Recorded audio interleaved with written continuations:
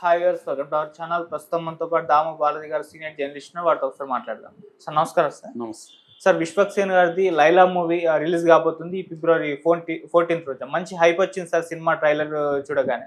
అయితే నిన్న release event జరిగిన తర్వాత సోషల్ మీడియాలో కొన్ని పేజీలలో బాయ్కట్ లైలా అంటూ ఒక ట్రెండ్ నడుస్తుంది. అయితే ఎక్కువగా ఇది వైసీపీ వాళ్ళు చేస్తున్నట్టుగా కూడా కనిపిస్తుంది. మరి వైసీపీ వాళ్ళు ఎందుకు ఈ సినిమా మీద ఫోకస్ చేశారు, ఎందుకు దీన్ని బాయ్కట్ చేయాలని పిలిపిస్తున్నారు, మరి మీరేం చెప్తారు, ఏం జరిగింది సార్ అసలు? లైలా విశ్వక్సేన్ రామ్ నారాయణ్ డైరెక్షన్లో వస్తుంది. చాలా ఎందుకంటే ఇప్పుడు విశ్వక్సేన్ కానీ తర్వాత అతను సిద్ధు జొన్నల్ గంట కానీ వీళ్ళిద్దరూ యంగ్ హీరోల్లో బాగా దూసుకుపోతున్న వాళ్ళు. ఈవెన్ బాలకృష్ణ కానీ తర్వాత చిరంజీవి లాంటి వాళ్ళు కూడా వీళ్ళని ఎంకరేజ్ చేస్తున్నారు. సో పెర్ఫార్మెన్స్ కానీ వీళ్ళిద్దరి ఎన్నుకునే కథలు కానీ కొత్తదనం ఉండడం అవన్నీ కూడా బాగున్నాయి. సో అయితే ఇప్పుడు అతను రాబోయే సినిమా లైలా, ఆ లైలా అనేది వివాదాల్లోకి వెళ్ళిపోయింది. అందువల్ల వైసీపీ వాళ్ళంతా బాయ్కాట్ లైలాని బాయ్కాట్ చేయండి, దీన్ని ఫ్లాప్ చేయడానికి మనందరూ కృషి చేయాలి ఇలాగా మాట్లాడడం మొదలుపెట్టారు. నిజానికి విశ్వక్సేన్ వైసీపీని ఏమీ అనలేదు, విశ్వక్సేన్కి వైసీపీకి సంబంధం లేదు. పోనీ విశ్వక్సేన్ ఏమన్నా తెలుగుదేశం తరపున లేకపోతే జనసేన తరపున కూడా లేడు. గతంలో కూడా ఏ వివాదాల్లో కూడా విశ్వక్సేన్ లేడు. సో అతను సినిమాలు చేసుకెళ్తున్నాడు, బాలకృష్ణతో క్లోజ్గా ఉంటాడు. నిన్న చిరంజీవి వచ్చాడు యాక్చువల్గా ఇదే ఫంక్షన్కి. సో ఆయన కూడా అన్నాడు, ఈయన వేరే కాంపౌండ్ అన్నాడు, ఏ కాంపౌండ్ అయినా మనకి సినిమాలు హిట్ కావాలి, పుష్ప హిట్ అయితే కూడా నేను చాలా సంతోషించానని కూడా ఆయన చిరంజీవి చెప్పుకున్నాడు. అయితే ఇక్కడ పృథ్వీకి వైసీపీకి ముందు నుంచి కూడా గొడవలు ఉన్నాయి. ఎందుకంటే ఒకప్పుడు వైసీపీలో పృథ్వీ ఉండేవాడు, పృథ్వీలో ఎస్వీబీసీ అదే ఛానల్కి చైర్మన్ ఏదో చేశారు. అప్పుడు ఈయన ఒక అమ్మాయిని ఇది చేయడంలో వీడియో బయటకు వస్తే జగన్ తీసేయాల్సి వచ్చింది. అక్కడ ఇది వైసీపీ వాళ్ళే నాకు ఇలాగ క్రియేట్ చేసి నన్ను చేశారని ఈయన ఏదో కక్ష పెంచుకున్నాడు. అలాగే ఇంకప్పటి నుంచి ఈయన జనసేనలో చేరి వీళ్ళు దొరికినప్పుడంతా కూడా వైసీపీని దారుణంగా మాట్లాడడం, జగన్ని దారుణంగా కామెంట్ చేయడం. ఈయనకి మామూలుగా సోకాళ్ళు చెప్పాలంటే నోటితోలు బాగా ఉంటుంది, రాజకీయాలకు సరిపోయే ఇది. దాంతో ఈయన రెచ్చిపోవడం, దాంతో వాళ్ళు కొడాలి నాని లాంటి వాళ్ళు కూడా గతంలో ఇతని మీద దారుణంగానే మాట్లాడారు. ఇదేంటంటే ఒకరికొకరు తీసిపోరు వీళ్ళు ఇలాగ మాట్లాడతారు. వైసీపీలో దానికోసమే కొంతమంది తయారయ్యారు మాట్లాడడానికి, కొడాలి నాని, రోజా, అంబటి రాంబాబు ఇలాంటి వాళ్ళు. అట్లాగే తెలుగుదేశంలో ఇప్పుడున్న స్పీకర్ కావచ్చు, చాలామంది తెలుగుదేశంలో కూడా నోటితోలు బ్యాచ్ ఉన్నారు. ఇలాగా అన్ని వైపుల జనసేనలో లేని లోటు ఈయన ప్లస్ నాగబాబు వీళ్ళిద్దరు. మొన్న కూడా ఆయన పథకాలు హామీ ఇచ్చిన పథకాలు అమలు చేయలేదనే వాళ్ళు కుక్కలని ఇంకేదో పందులని ఇలా తిట్టాడు. సో ఇలాగే నోటితోలు బ్యాచ్ అన్ని పార్టీల్లో ఉన్నారు. ఇప్పుడు ఏమైందంటే ఈయన మొన్న మాట్లాడుతూ ఆ ఫంక్షన్లో అసలు నిజమా అది కాదా తెలియదు మనకి, కానీ ఆయన మాట్లాడే తీరు చూస్తే కావాలని మాట్లాడినాడు అర్థమవుతుంది. అదేంటంటే ఒక సీన్లో మేకలు చూస్తే ఎన్ని ఉన్నాయరా అని అడిగాడంటే ఆయన 80, 70, 150 అన్నారంట. తర్వాత చూస్తే 11 ఉన్నాయంట. ఇదేందో అర్థం కాలేదు నాకు అన్నాడు. అదేందో అసలు మనకు అర్థం కావట్లేదు. ఆయన ఎందుకు చెప్పాడు ఆ సీన్? మేకలు ఏంటి, 150 ఏంటి, 11 ఏంటి? క్లియర్గా అది వైసీపీని గురించి టార్గెట్ చేయడం అయితే కరెక్టే అనిపిస్తుంది. ఎందుకంటే నీకు నిజంగా మేకలు అక్కడ ఎందుకున్నాయి, మళ్ళీ 11 ఎందుకున్నాయి, దీని ఏమైనా ఎక్స్ప్లెయిన్ చేయాలి. అదేమి చేయలేను. అక్కడ అట్లనే డైరెక్టర్ గారు అంటున్నాడు, ఆయన మాట్లాడే బాడీ లాంగ్వేజ్ చూస్తే మాత్రం కావాలని ఆయన వైసీపీకి ఒకప్పుడు 150 ఉంటే ఇప్పుడు 11 వచ్చాయి అని చెప్పడం కోసమే చేసినట్టుగా అర్థమవుతుంది. అదైతే వాస్తవం. కాకపోతే అక్కడ ఉన్న వాళ్ళు చాలామందికి తెలియకపోవచ్చు. ఇప్పుడు ఈ కాంటెక్స్లో చూస్తే ఆయన కావాలని చెప్పాడు. ఎందుకంటే ఆ మేకల సీన్ ఇంపార్టెన్స్ ఏంటి అదేం చెప్పట్లా.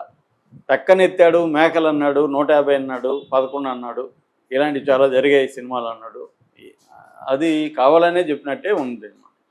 అందుకని వైసీపీ వాళ్ళు దీన్ని బాయ్కాట్ చేయండి సినిమా అంటున్నారు. ఎందుకంటే నిజానికి సినిమాకి దీనికి సంబంధం, తప్పు చేసింది ఆయన. ఒకవేళ వాళ్ళు నిజానికి అదేం కూడా తప్పు కాదు. 150 ఉన్నాయి, ఇప్పుడు 11 వచ్చాయంటే తప్పేముంది అందులో? నిజమే కదా. ఒకప్పుడు 152, 151 ఉన్నాయి, ఇప్పుడు 11 వచ్చాయి, తప్పేం లేదు. అందరూ చెప్పేది అది, పృథ్వీ చెప్తే తప్పేం లేదు. కాకపోతే ఆ కాంటెక్స్ట్ లేదు అక్కడ. సినిమా వెళ్ళినప్పుడు చాలాసార్లు ఈ మధ్య అదే జరుగుతున్నాయి. సినిమా ఫంక్షన్లో రాజకీయాలు మాట్లాడడం, అది గొడవలకు దారితీయడం అనేది మనం అనేకం చూస్తున్నాం.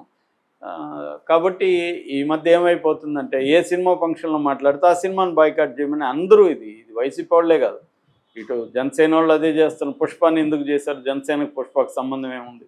పుష్ప మీద ఎందుకు అంత దారుణమైన ట్రోల్స్ చేశారు?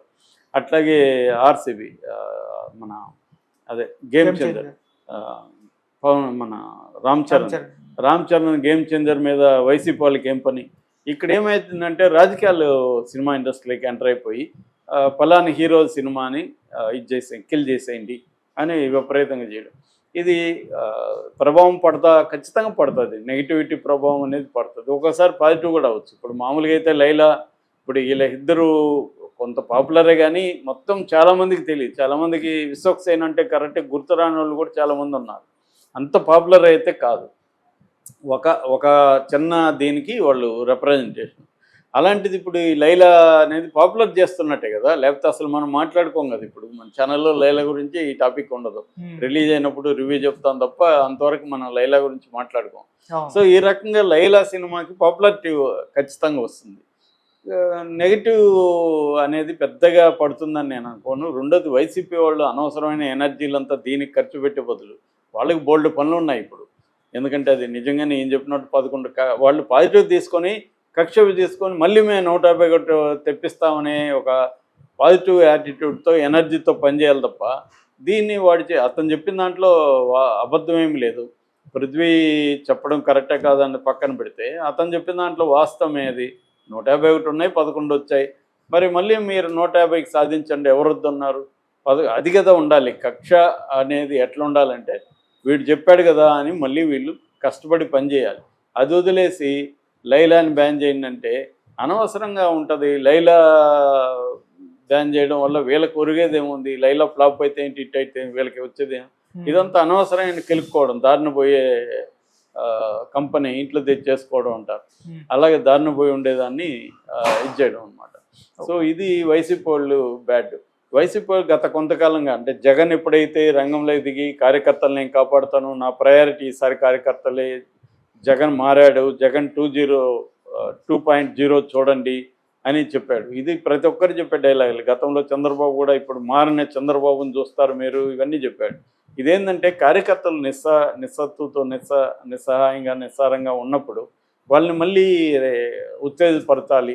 నాయకులు వెళ్ళిపోతుంటారు. ఇప్పుడు మొన్న విజయసాయిరెడ్డి వెళ్ళిపోవడంతో బాగా నిస్తేజం అయింది, వ్యాపించింది. ఏంది విజయసాయిరెడ్డి కూడా వెళ్ళిపోడా? జగన్ ఆపలేకపోయాడా? ఎందుకంటే విజయసాయిరెడ్డి నెంబర్ 2-3లో ఉండేవాడు, కుడేవ లేకపోతే ఎడమ భుజం. అలాంటి వ్యక్తి వెళ్ళిపోయేసరికి వైసీపీ శ్రేణుల్లోనే ఒక రకమైన నిరాశ నిస్పృహలు వచ్చాయి. పైగా జగన్ ఇక్కడ లేడు, ఇమీడియట్ రియాక్ట్ అవ్వలేదు. ఇవన్నీ చూసి జగన్ ఏం చేశాడు? ఉత్సాహాన్ని నింపడానికి నేను 2.0 అని చెప్పాడు. కార్యకర్తలే నా కర్తవ్యం, నా గోల్ అని చెప్పాడు. నేను ఈసారి ఎలా ఉంటాను చూడండి అన్నాడు. దాని తర్వాత కేసులు ఎన్ని పెడతారో పెట్టండి, మనం రెచ్చిపోదాం అని చెప్పాడు. దాంతో ఒక్కసారిగా వైసీపీ వాళ్ళు విపరీతంగా రెచ్చిపోయినట్టే కనపడుతుంది. జగన్ స్పీచ్ని కూడా విపరీతంగా వైరల్ చేశారు. మొన్న కిరణ్ రాయల విషయంలో వీడియోలని పట్ట అని వైసీపీ రంగంలోకి దిగింది. ఇన్ని రోజులు వైసీపీ సోషల్ మీడియా చాలా సైలెంట్గా